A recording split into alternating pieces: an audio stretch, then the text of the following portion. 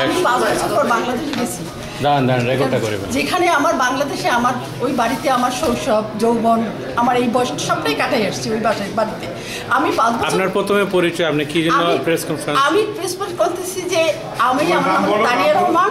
জি, আমার নাম হলো তানিয়া রহমান। আমি প্রেস কনফারেন্স করছি যে আমার মতো এরকম হাজার হাজার আছে মানুষ এই প্রবাসী যারা পৈতৃক সম্পত্তি থেকে বা যারা ভাই বোন থেকে নির্যাতিত। আমি একজন ভিকটিম সেই নির্যাতন। আপনার পুরো মেসেজটা বলুন, কি জন্য ভিকটিম? হোয়াট ইজ মায়ের খাবার করা সম্পত্তি তুমি বলো। ওটা গুছিয়ে বলতে পারবে তো সাংবাদিক না বুঝে বলতে পারবে। হ্যাঁ বলেন। আমি তামান্না রহমান, জন্মসূত্রে বাংলাদেশি, শিক্ষাগত যোগ্যতা ঢাকা ইউনিভার্সিটির ফিলোসফির অনার্স মাস্টার। আমি বাংলাদেশের একটা কলেজের টিচার ছিলাম, আমি লয়ারও। আমার এখানে বক্তব্য হচ্ছে যে আমার মা মারা যাওয়ার পূর্বে আমার মায়ের সম্পত্তি থেকে আমাদের 4 বোনের নামে 3% জমি, আমাদের সম্পত্তি অনেক বেশি, 8%, 8 কাঠা, 3 কাঠার মতো জমি আমাদের উনি হেবা করে দিয়ে যান আমাদের নিরাপত্তার জন্যে। তো এইটা আমরা ভাই বোন সবাই আমরা জানতাম যে আমার মা এটা করছে, কিন্তু তখন আমার ভাইরা কখনোই প্রতিবাদ করেনি বা আমার মায়ের কাছে বলে প্রতিবাদ করার সাহস বা যোগ্যতা তাদের ছিল না। আমার আম্মার মারা যাওয়ার পরে যখন আমরা সেই বাড়িতে নাম জারি করে আমরা যখন উঠতে যাই আমেরিকা থেকে বাংলাদেশে, তখন আমার ভাইরা, আমার ছোট ভাই একজন জুয়ারু, আমার বড় ভাই অনেক শিক্ষিত মানুষ, কিন্তু উনি শিক্ষিত, আমি বলবো না উনি শিক্ষিত, উনি বিবেকবান, কাণ্ডজ্ঞান বর্জিত একজন লোক। উনি আমাদের বাসায় উঠতে দেয় নাই, কারণ উনি ঢাকা ইউনিভার্সিটির আন্তর্জাতিক সম্পর্ক বিভাগের চেয়ারম্যান ছিলেন, এখনও উনি সেখানেই চাকরি করছেন, অধ্যাপক। উনি কলামিস্ট, উনি সমাজ সংস্কারক, উনি মধ্যরাতের টকশোতে আসেন, উনি অনেক পরিবারের কথা বলেন, অনেক কথা উনি বলেন, কিন্তু উনি আমাদের বাড়িতে উঠতে দেয়নি, কারণ উনি এক সময় পিএসসি পাবলিক সার্ভিস কমিশনের উনি ভাইবা বোর্ডের সদস্য ছিলেন। ওনার অনেক ছাত্র আছেন, ওনার ছাত্রদের বন্ধুবান্ধব আছেন, এবং তৎকালীন পিরিজপুরের যখন এই ঘটনাটা ঘটে তখন পিরিজপুরের এসপি সার্কেল, ওনার নাম আকরাম হোসেন, ওনার ছাত্র ছিলেন। ওনার আকরাম হোসেনকে দিয়ে উনি আমাদের বাড়ি উঠতে দেয়নি। আমরা যখনই চাইছি আমাদের বাড়ির দেখতে হোক, আমরা সমস্ত প্রমাণ আমরা দিচ্ছি, কিন্তু ওনারা শুধুমাত্র অজুহাত দিচ্ছে যে না এটা মামলা আছে, কিন্তু এটা কোনো মামলা না, এটা একটা বাটোয়ারার মামলা। আমার ভাই বাটোয়ারার মামলা করেছে, আমরা করিনি। যখন মায়ের হেবাকৃত সম্পত্তিতে আমাদের নাম জারি হয়ে যায়, তখন আমার ভাই এটাকে একটা সমস্যা সৃষ্টি করার জন্য উনি একটা বাটোয়ারার মামলা করেন। ব্যাপারটা কিন্তু এরকম না যে বাটোয়ারার মামলা আমরা করছি, আমরা নাম জারি করছি, আমাদের দিয়ে গেছে, আমরা নাম জারি করছি। এটা আমরা সবাইকে, আপনাদের দিয়ে গেলে আপনারা এটা নাম জারি করবেন, এটাই নিয়ম। কিন্তু আমার ভাই এটাকে একটা সমস্যা সৃষ্টি করার জন্য দুই ভাই করছে। একজনের নাম হলো তারেক শামসুর রহমান, ডক্টর তারেক শামসুর রহমান। উনি জাহাঙ্গীরনগর বিশ্ববিদ্যালয়ের আন্তর্জাতিক সম্পর্ক বিভাগের চেয়ারম্যান ছিলেন, এখন অধ্যাপক, কলামিস্ট। এবং ছোট ভাই উনি সরকার রাজনীতি বিভাগ। আচ্ছা, বলতে থাকেন। তো এটা হলো ছোট ভাই কিছুই করেন না, উনি আমাদের সমস্ত সম্পত্তি দখল করে উনি এটা দিয়ে খালেদ শহীদুর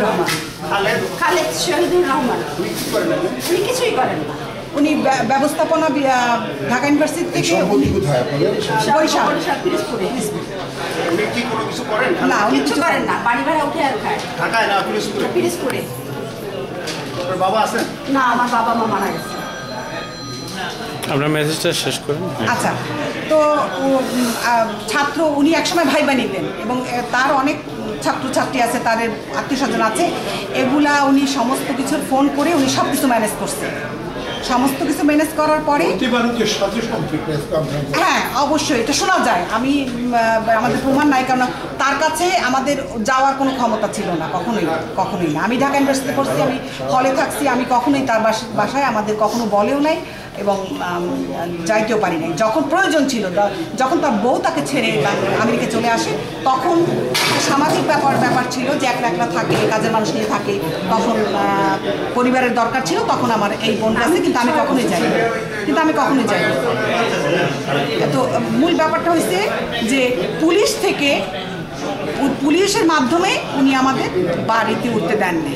তারপর আমার আরেকটু হচ্ছে যে এসআই তপন সারটা বলছিল আমার ভাইকে যে আপনি কীরকম ভাই যে আপনি তার বোনদের বাসায় উঠতে দেন না, বোনদের ছাত্রীরা যারা আছেন, সে আমার তখন সেই এসআইরে বলছে আমি তোমার দেখে ছাড়বো, এবং এসআই সে বদলি করা হুমকি দিচ্ছে। আচ্ছা, এই প্রসঙ্গে আর একটা কথা বলি, আমরা কিন্তু পৌর চেয়ারম্যানের কাছে গেছি এবং স্থানীয় এমপির কাছে গেছি।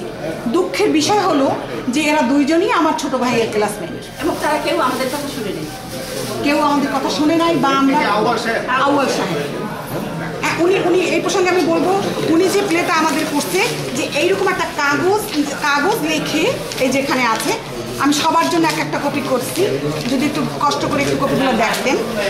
এইটা সাইন করে আমাদের উঠতে বলছে, তো এটাকে সাইন করে ওঠা তো কোনো প্রশ্নই হয়। তাহলে আমরা লড়তেছি, তাহলে আমরা কেন লড়তেছি যদি সাইন করে উঠতে হয়? এবং এখানে আর একটা কথা আমি বলতে চাই, সেটা হলো আমরা মূলত লিঙ্গ বৈষম্য দূর করতে চাই। এই যে ভাইরা বোনদের একটা দেবে না, যে একটা প্রবণতা, এটা আমরা প্রতিবাদ জানাই। আমি এটা প্রতিবাদ জানাই। আমরা আমাদের মুসলিম আইন অনুসারে আমরা পাবো, আমরা নেব, তারপর আমরা যাকে খুশি তাকে দিয়ে দেবো।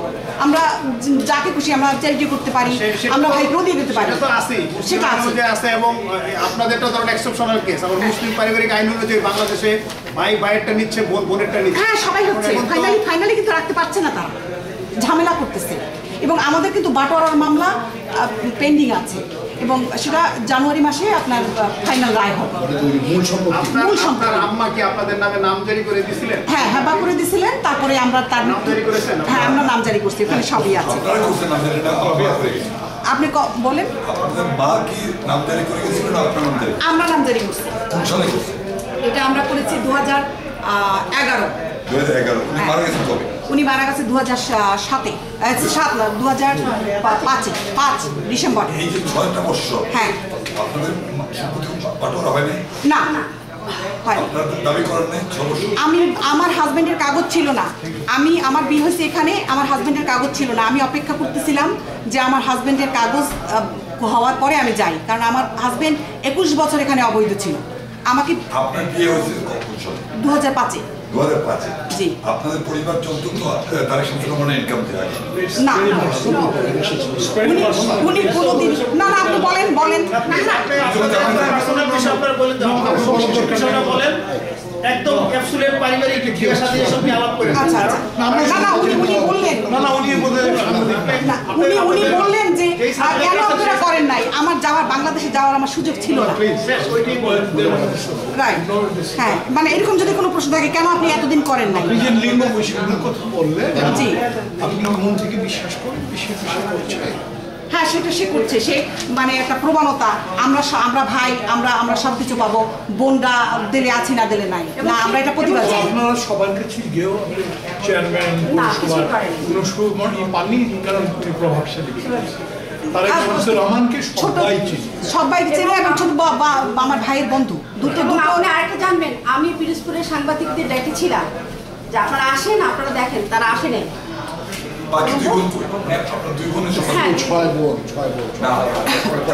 আমার শেষ হয়ে গেছে, আমরা কিছু কনভিন্স করবো। দুই বোনের নাম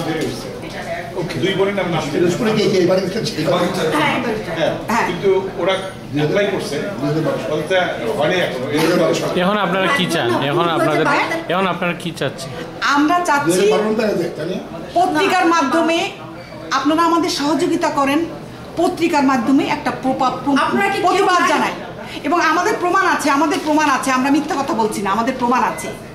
একটা মানুষ যদি বলে যে আমি সৎ মানুষ, না, এটা সৎ মানুষ তার ভিতরের ব্যাপার জানি, যে তার পরিবারকে এইভাবে করে। আমি কিছু আগে কথা প্রসঙ্গে এসে যায়, কিন্তু ফ্যামিলি ব্যাকগ্রাউন্ডের কথা বলছি।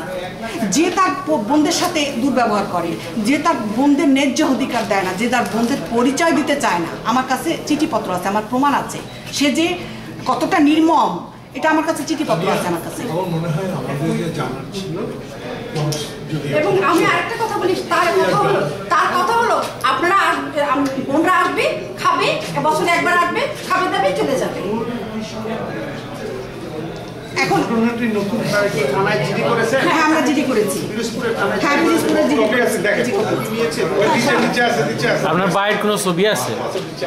না, আমার ভাই খুব ছবি।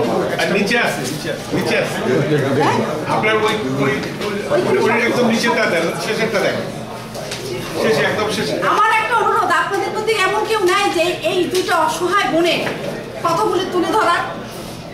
আমরা মিথ্যা বলতেছি না, দেখেন আমাদের কাছে প্রমাণ আছে, যদি বলেন প্রমাণ আছে। কেমন হবে? এবং আরেকটা জিনিস আছে, নসিব ভাই, আমি আরেকটা জিনিস আছে, victim, যে আমি আপনাদের বুঝাতে পারবো সে না। আমার তো সে যে- আমার জায়গা ছিল না, আমার ভাইরা আমাকে রাখে না। সে হ্যাঁ বলেন যে আপনার বোনরা যে অভিযোগ করতেছে সে অস্বীকার করবে, কিন্তু যে আমার তো প্রুফ আছে। ওই অস্বীকারটা একটা কমেন্টস, এটা ভিকটিমের একটা হ্যাঁ কেউ আপনি খুন করে কেউ বলে না যে আমি খুন করছি, অন্যায় করে কিন্তু কেউ বলে না যে আমি অন্যায় করছি। আদালতে কিন্তু সেটা প্রমাণ হয়, আদালতে সেটা প্রমাণ হয় যে আমি খুন করছি, আমি অন্যায় করছি। এখন যে লোকটা তার পরিবারকে সে এরকম করছে, তার বোনদের সাথে এরকম, আমাদের তো তার কাছে যাওয়ারই কোনো অধিকার ছিল না। সে প্রথমেই বলতো যে তোমাদের পরিচয় দেবো না, তোমরা চলে যাও, তোমাদের পরিচয় দেবো না। তার প্রথম কথা হলো তোমার, এবং অত্যন্ত কষ্টের সাথে বলছি যে তার অন্যায় কোনো কিছুর সাথে একমত হই না, এই জন্য আমি মায়েরও খাইছি। এখন না, আমি যখন তার গায়ে আমি তখন তার কাছ থেকে আঘাতপ্রাপ্ত হই, তখন আমার বয়স 29 বছর, আমি কলেজে শিক্ষকতা করি। যেটা এখন আমেরিকান তার সঙ্গে আপনার যোগাযোগ করবেন। আমার মা 55 দিন কোমায় ছিল, আমি 1,65,000 টাকা আমার মায়ের ট্রিটমেন্ট বাবদ আমি তাকে দিয়েছিলাম, কিন্তু সে কখনোই আমাকে হিসাব দেয় নাই যে তোমার সমস্ত টাকা খরচ হয়ে গেছে বা তোমার আরো টাকা লাগবে বা তুমি যেটা দিচ্ছ সেটা হয় নাই। কোনো ফোন রিসিভ করে না, যখনই ফোন করতে যায় গালাগালি করে রাখে। কেমন করে? সে ফোন পিক আপ করে না, সে ফোন রেখে দেয়, সে গালাগালি করে। এবং তার ভাষায় 29 বছর বয়সে আমি তার মাইর খাইছি যে আমার গায়ে হাত দিচ্ছে, যখনই তার অন্যায় কোনো সাথে। আমার মেজো বড় বোন ভাই বড় উনি এখানে থাকে, চার বোনের মধ্যে এই 3 বোন এখানে থাকি, আর আমরা 6 বোনের ভিতরে আমরা 5 বোন এখানে থাকি, আর 1 বোন বাংলাদেশে থাকে। আর মার সম্পত্তি যেটা লিখে দিয়েছিলাম 4 বোনকে, তার মধ্যে 3 বোন এখানে থাকি, আর আমরা 6 বোন। আমরা বলতেছি না যে আমাদের ভিতর আমরা যারা একটু আইন সম্বন্ধে যারা জানে, একটু সামান্য একটু জানে, তারাই বুঝতে পারবে যে এটা একটা ভিত্তি আছে। আমাদের বুকে সাহস আছে দেখে আমরা বলতেছি। এই 4-5 বোনের ভিতর 3 বোন, আমাদের 3 বোনকে সব সম্পত্তি দিয়ে দিয়েছে, সেই 3 বোনের থেকে হ্যাঁ আমার মা দেয়। হাতে লেখা কপি করছো? কয়টা কপি? করছি অনেক অনেক।